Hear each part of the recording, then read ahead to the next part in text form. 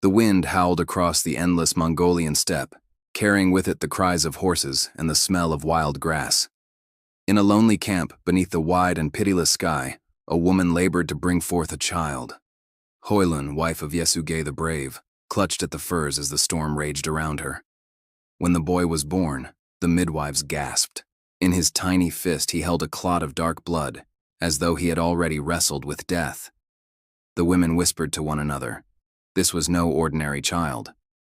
Among the people of the steppe, such a sign foretold a destiny of conquest, of rivers of blood and endless victories. Yesuge, chieftain of the Borjigin clan, gazed down at his son. He shall be called Temujin, he said, naming him after a captive enemy he had once defeated.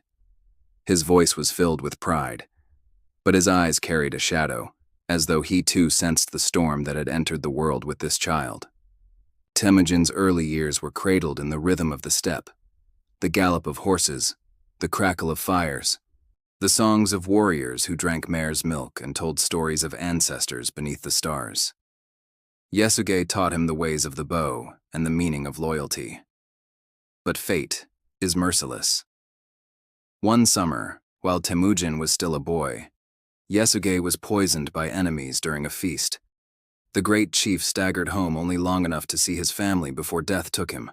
His last words to Hoylun were a warning.